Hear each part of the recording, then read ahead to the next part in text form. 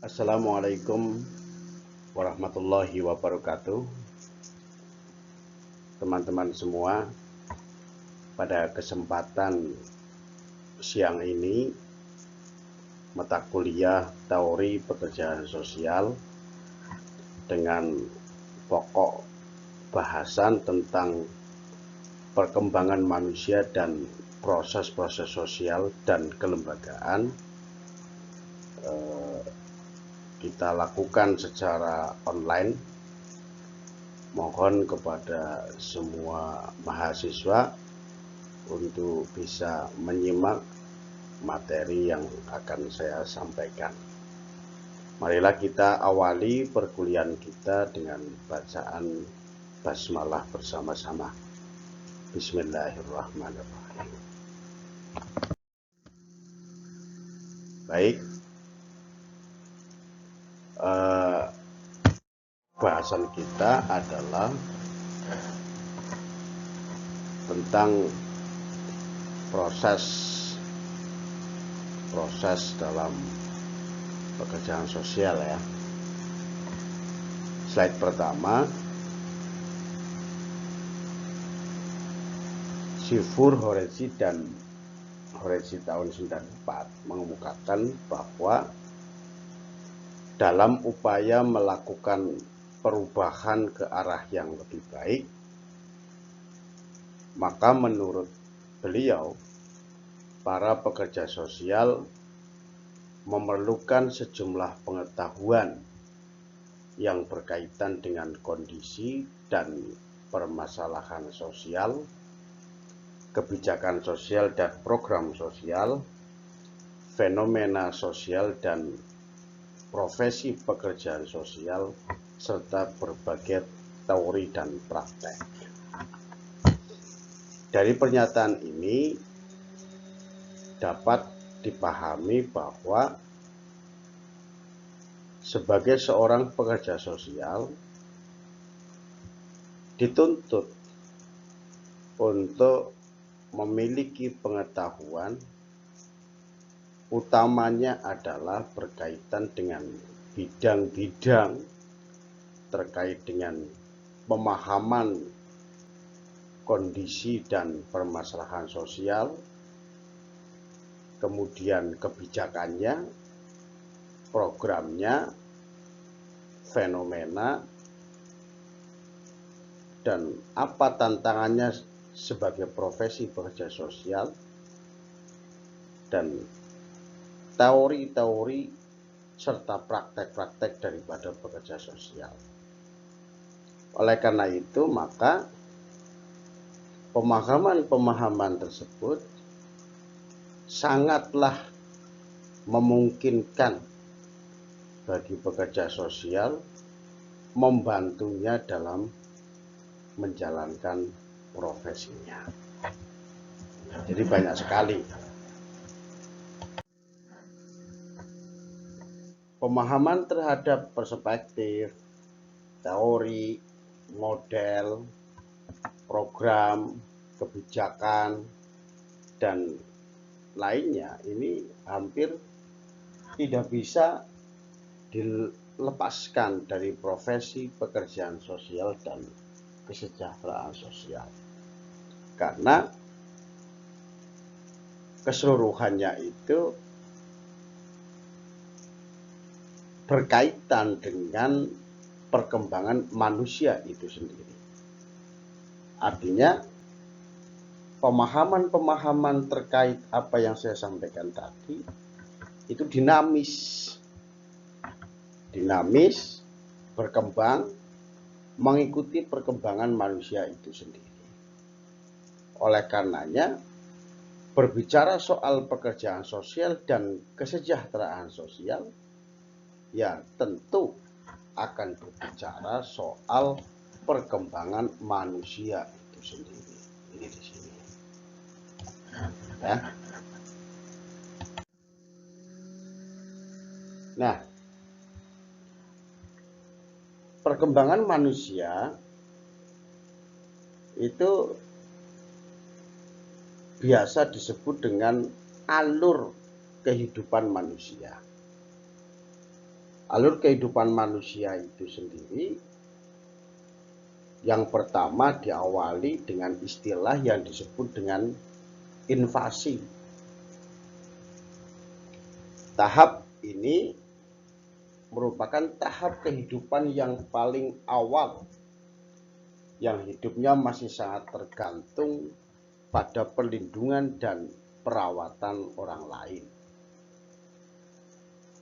Dan tahapan ini juga merupakan tahap perkembangan yang paling signifikan dalam perkembangan psikologis seiring pengalaman yang diperoleh pada tahap ini yang dapat mempengaruhi pandangan kita terhadap dunia dan bagaimana kita meresponnya di tahun-tahun berikutnya. Ya, bahasa invasi ini tentunya bahasa yang sangat populer di mana manusia untuk pertama kalinya mengenal dunia, berupaya untuk beradaptasi dengan hal-hal yang di luar atau eksternal, namun keadaan dirinya itu masih sangat lemah sehingga membutuhkan perlindungan dan perawatan dari orang lain. Dari narasi ini maka tahap kehidupan yang disebut dengan invasi adalah tahapan di mana manusia baru dilahirkan, ya, masih pada masa kanak-kanak, sehingga ia membutuhkan perlindungan orang tua, perlindungan orang-orang di sekitar, dan belum mampu merawat dirinya sendiri sehingga membutuhkan perawatan dari orang lain, baik dari orang tua maupun dari orang-orang di sekitarnya. Masa-masa inilah di mana manusia mengenal dunia luar. Manusia beradaptasi dengan eksternal. Manusia mempelajari segala sesuatu yang dihadapinya. Sehingga yang pertama inilah yang nanti kemudian akan berpengaruh sangat signifikan terhadap perkembangan psikologis manusia. Nah, dalam beberapa tempat masa invasi ini disebut dengan masa keemasan atau golden age, di mana sangat berpengaruh terhadap kehidupan seseorang, sangat berpengaruh terhadap masa depan seseorang, sangat berpengaruh terhadap pandangan manusia terhadap dunia, dan menjadi pondasi bagaimana merespon di tahun-tahun berikutnya. Tahap inilah yang dikenal dengan tahapan pemula, yaitu tahap invasi. Kemudian selanjutnya, tahapan yang kedua setelah invasi adalah tahapan childhood. Seiring pertumbuhan dari masa bayi, manusia memulai proses menjadi lebih mampu mengurus dirinya sendiri. Perlindungan mulai bisa dilakukan walaupun sangat minim. Pengasuhan juga tetap dibutuhkan. Maka sekali lagi pada tahap childhood ini dapat menjadi signifikan dalam mempertajam respon-respon dan sikap-sikap psikologis manusia.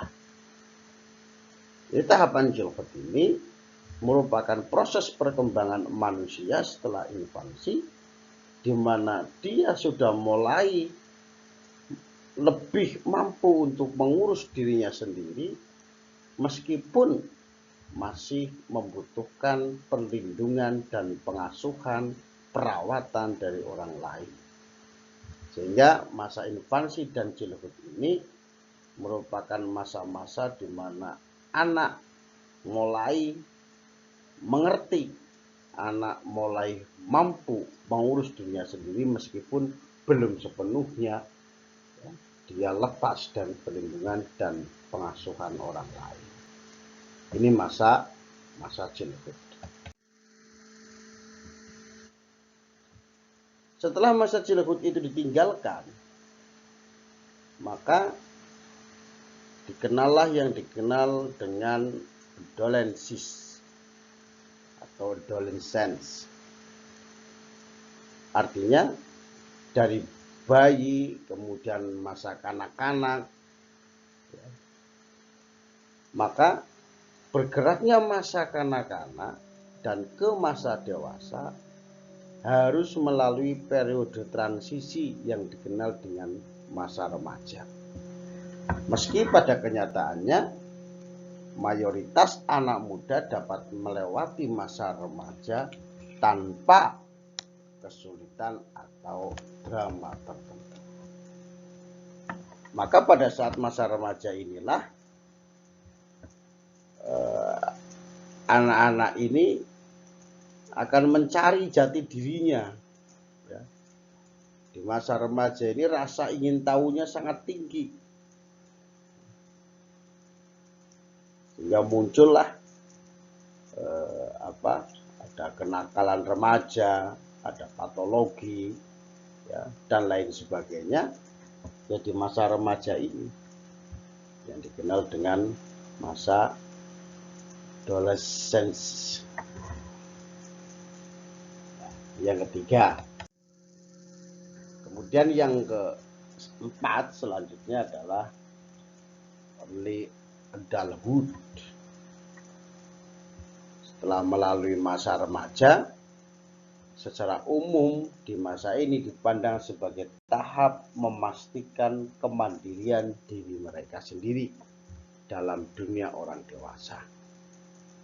Ia bisa menunjukkan kemandiriannya melalui pekerjaan, mungkin sudah bisa bekerja dan mendapatkan penghasilan, berkeluarga, mempunyai anak, istri,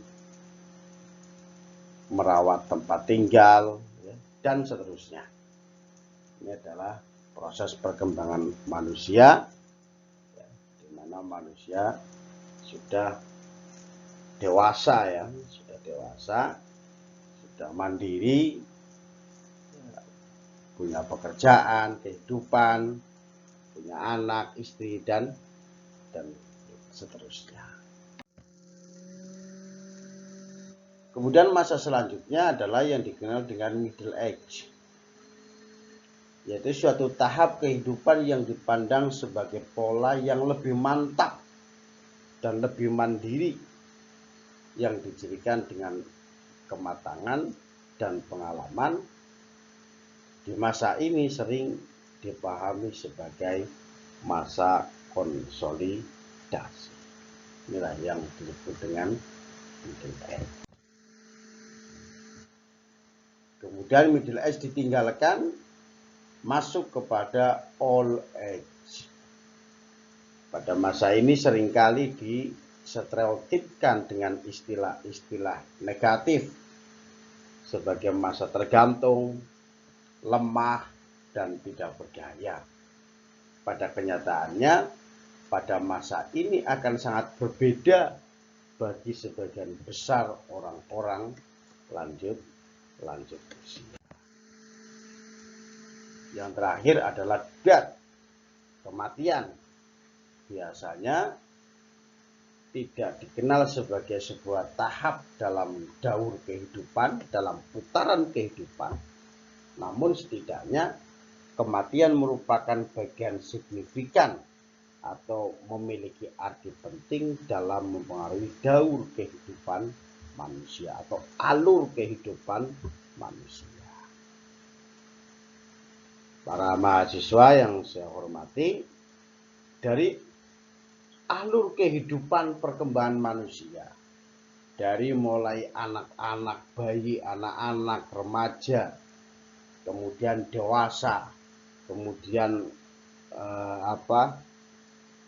lansia sampai dengan kematian, proses alur atau daur kehidupan manusia ini harus dipahami oleh seorang pekerja sosial bahwa dalam prakteknya pekerja sosial berhubungan dengan proses-proses perkembangan manusia dari mulai bayi yang dilahirkan sampai dengan kematian. Sehingga urusan kesejahteraan sosial dan urusan pekerjaan sosial ini meliputi segalanya. Mulai dari bayi yang dilahirkan di luar nikah, kemudian bayi terlantar atau anak korban peperangan, kemudian anak yatim piatu, anak jalanan, kenakalan remaja, ya, kemudian anak yang berhadapan dengan hukum, kemudian dari sisi perempuan ada wanita rawan sosial ekonomi, trafficking, kemudian lansia, bahkan sampai dengan kematian. Semuanya itu berhubungan dengan praktek kerja pekerjaan sosial atau kesejahteraan sosial yang di dalamnya adalah memuat permasalahan-permasalahan sosial, di dalamnya memuat tentang kebijakan-kebijakan sosial, di dalamnya memuat tentang program-program sosial, dan seterusnya. Semuanya berkaitan dengan perjalanan kehidupan manusia dari sejak dilahirkan sampai ia menjemput pada kematian. Jadi sangat luas sekali. Mengapa seorang pekerja sosial penting sekali memiliki pemahaman pada kehidupan manusia? Setidaknya ada beberapa hal yang ingin saya sampaikan.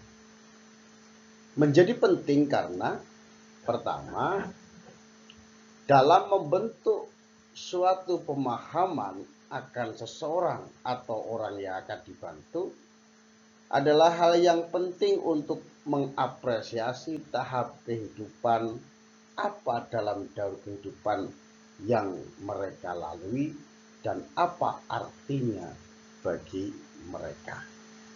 Pekerja sosial adalah pekerjaan membantu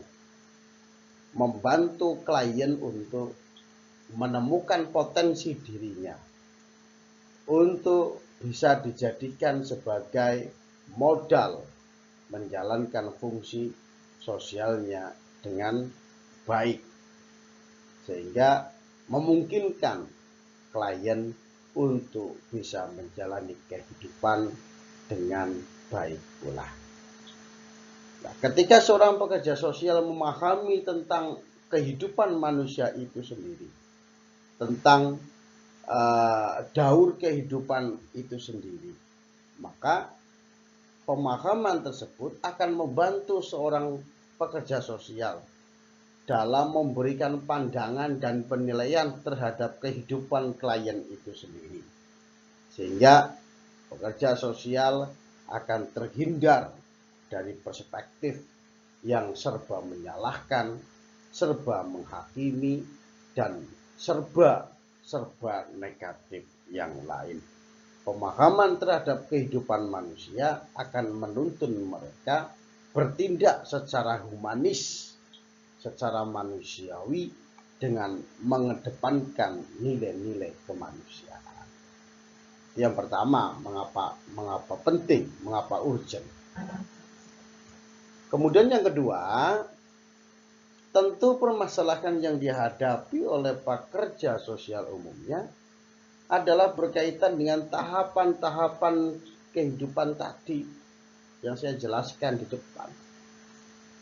Sebagai contoh misalnya kasus kekerasan anak seringkali berkaitan dengan penelantaran bayi, atau misalkan bayi yang dibuang karena tidak diharapkan atau tidak dikehendaki kehadirannya atau kelahirannya. Bayi tersebut seharusnya itu masih dalam perawatan orang tua, masih bergantung pada orang tua, harus diasuh oleh orang tua, setidaknya adalah untuk bertahan hidup.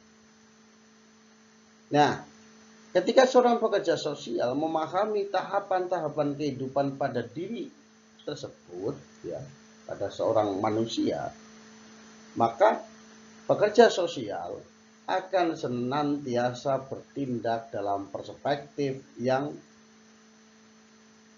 khusus. Artinya ketika berbicara soal bidang-bidang kekerasan terhadap anak, maka pekerja sosial akan membekali dirinya pengetahuan-pengetahuan tentang anak itu sendiri. Pasti berbeda ketika menghadapi klien, misalkan dengan lansia, misalkan dengan fakir miskin, misalkan dengan klien pekerja seks komersial, tentu beda. Maka pekerja sosial dituntut untuk bisa fleksibel dengan mempertahankan nilai-nilai profesional sehingga dapat memahami dalam perspektif, ya, dalam perspektif klien. Itu seperti itu. Kemudian yang ketiga, urgensi pemahaman pada kehidupan manusia. Selain dua hal itu tadi, yang ketiga bahwa permasalahan seringkali muncul di mana orang mengalami kesulitan untuk melakukan penyesuaian dari tahap kehidupan satu ke tahap kehidupan selanjutnya. Misalkan kehidupan remaja, ya.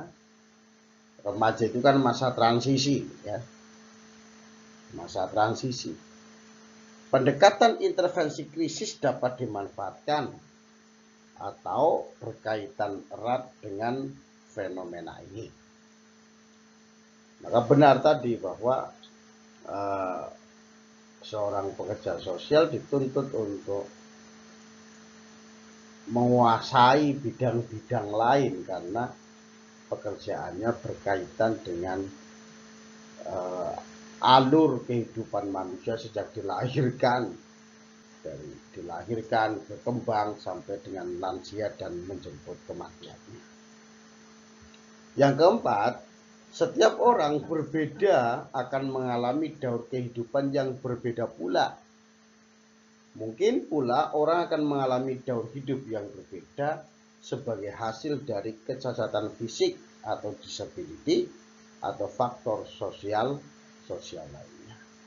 Ya, ketika seorang pekerja sosial menghadapi klien orang yang normal tetapi permasalahannya adalah kemiskinan, tentu akan berbeda ketika menghadapi klien dengan yang berbeda pula, misalkan adalah disabilitas atau difabel. Tentu cara penanganannya itu berbeda. Sehingga sangat penting sekali memahami kehidupan manusia, itu akan membantu pekerja sosial, ya, dalam melaksanakan tugas. Selanjutnya adalah proses-proses sosial dan kelembagaan. Banyak permasalahan yang dihadapi awalnya itu berangkat dari kondisi sosial. Misalkan sebagai akibat kemiskinan dan kekurangan atau kekerasan ras dan seterusnya. Jadi sebenarnya permasalahan itu atau masalah sosial itu diawali dari kondisi yang tidak menguntungkan, kondisi yang tidak seimbang, kondisi yang tidak stabil. Misalkan di sini contohkan adalah kemiskinan.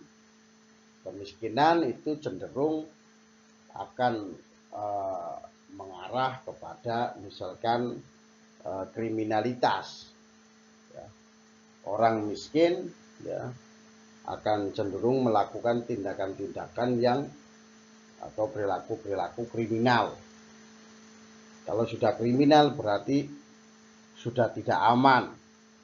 Kalau sudah tidak aman berarti manusia atau masyarakat sudah tidak tenang.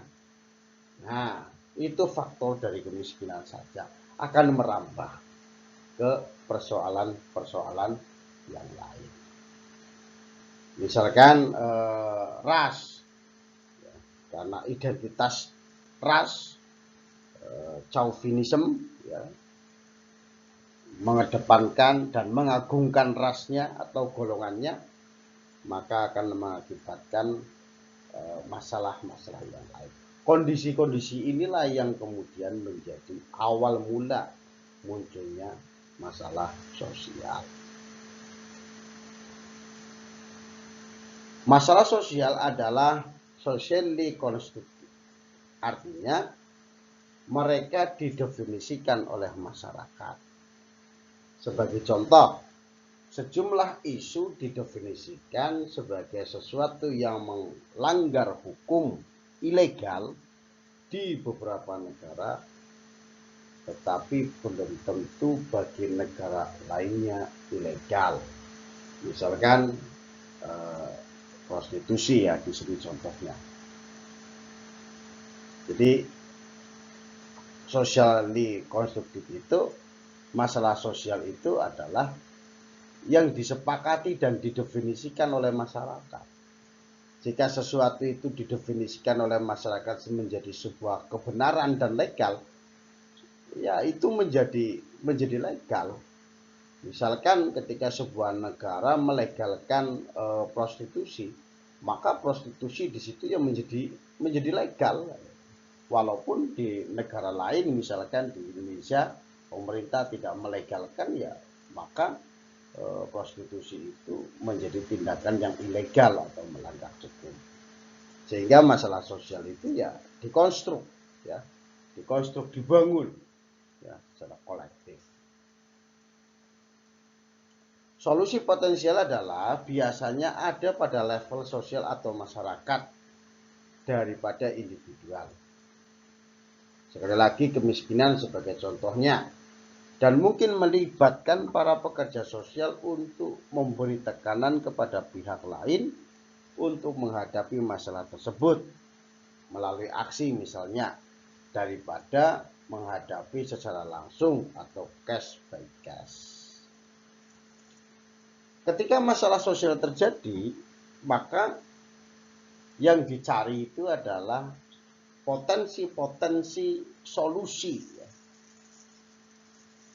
Apa potensi yang bisa dijadikan sebagai jalan keluar atas masalah yang ada? Seperti contoh tadi soal kemiskinan. Ya, kemiskinan itu akan berdampak pada kelaparan.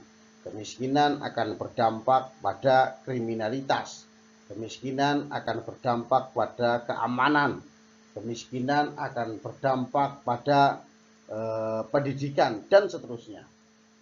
Untuk mengatasi dari sumber masalah sosial kemiskinan itu, maka diperlukan pelibatan pekerja sosial untuk melakukan intervensi kepada pihak lain dalam menghadapi masalah tersebut. Misalkan ketika kemiskinan itu berdampak pada kelaparan, maka pekerja sosial memungkinkan untuk melakukan aksi-aksi, misalkan aksi filantropi, aksi fundraising, aksi penggalangan dana. Untuk apa? Untuk membantu komunitas yang mengalami kelaparan yang diakibatkan oleh kemiskinan. Itu. Jadi peran-peran pekerja sosial inilah yang seharusnya dikuatkan, bahwa pekerja sosial itu akan membidik potensi solusi yang bisa dilakukan ya untuk mengatasi masalah atau terlibat dalam mengatasi masalah tersebut bisa dijalankan.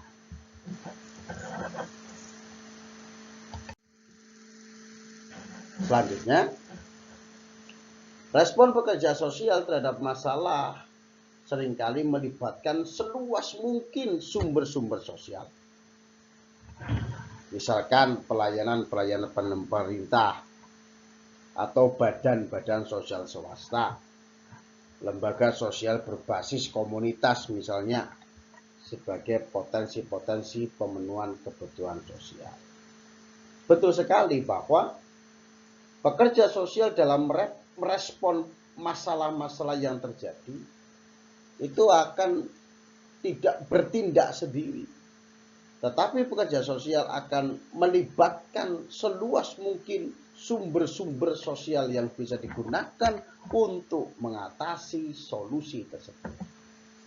Pekerja sosial dapat melibatkan pemerintah. Pekerja sosial dapat melibatkan badan-badan sosial swasta. Misalkan tadi soal kemiskinan yang mengakibatkan kelaparan dan lain sebagainya, maka pekerja sosial itu tidak langsung ia terjun ke situ memberikan bantuan atau program-program pemberdayaan, tetapi pekerja sosial melibatkan sumber-sumber sosial yang ada, misalkan bekerja sama dengan pemerintah, ya kan, bekerja sama dengan pemerintah untuk memberikan bantuan makan, ya, bantuan beras dan lain sebagainya, atau badan-badan sosial swasta seperti tadi menggalang penggalangan dana, ya, yang dilakukan oleh yayasan atau komunitas tertentu, ya, dalam rangka memberikan program-program, ya, dalam rangka mengatasi kelaparan yang diakibatkan oleh kemiskinan itu. Jadi pelibatan, ya, pelibatan eksternal atau sumber-sumber sosial atau sumber daya lain. Karena pekerja sosial itu tidak mungkin bisa melakukan sendiri atau berhadapan langsung.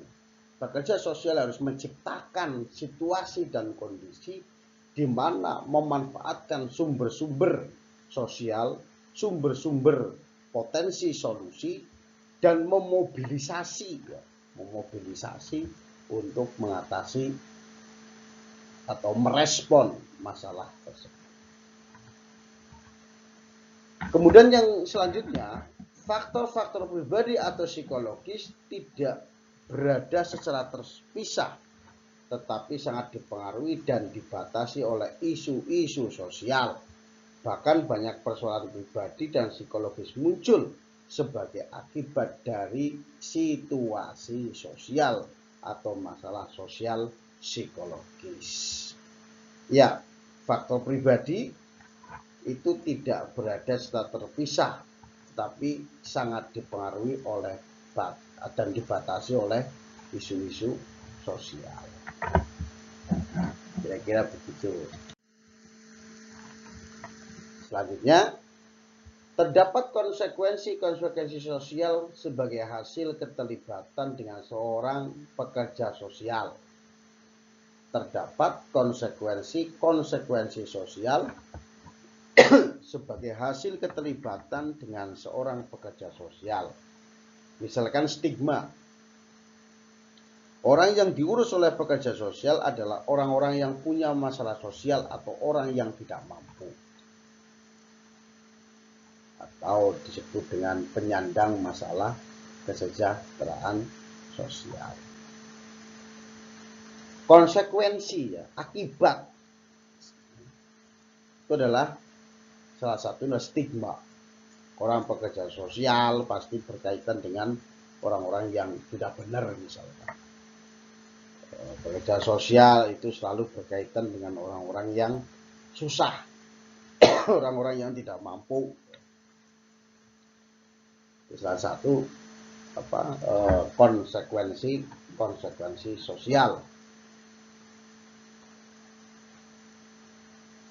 Oleh karenanya, intervensi pekerja sosial itu bisa saja berdampak buruk atau barangkali malah memperburuk ketidakadilan sosial. Misalkan memperkuat stereotip gender. Seorang pekerja sosial yang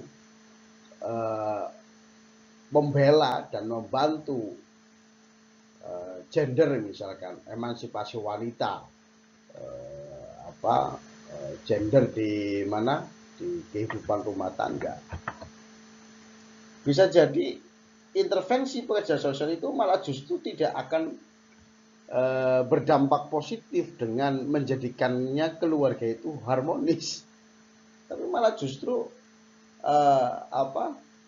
perbantuan atau intervensi pekerja sosial justru akan memperburuk keadaan dalam rumah tangga tersebut.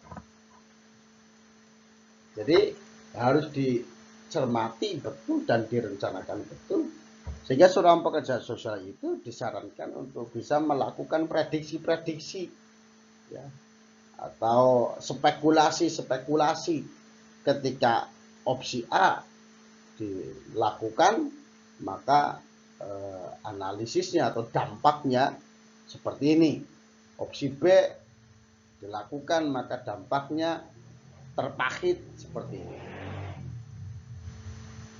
Oleh karena itu, kebijakan sosial yang mengatur intervensi pekerja sosial berakar pada kondisi sosial, politik, dan ekonomi keseharian dari masyarakatnya. Dengan demikian, kawan-kawan, sangatlah penting bagi pekerja sosial untuk memahami konteks sosial dan pekerjaannya. Baik, terima kasih kawan-kawan semua. Mudah-mudahan dapat bermanfaat bahwa pemahaman seorang pekerja sosial terhadap alur kehidupan manusia, tentang perkembangan manusia, dan pemahaman pekerja sosial terhadap kelembagaan yang ada sangat membantu sekali di dalam praktek atau dalam melaksanakan tugas-tugas pekerja sosial. Begitu ya. Terima kasih. Mohon maaf yang sebesar-besarnya. Mudah-mudahan bermanfaat. Wabillahi taufiq wal hidayah. Assalamualaikum warahmatullahi wabarakatuh.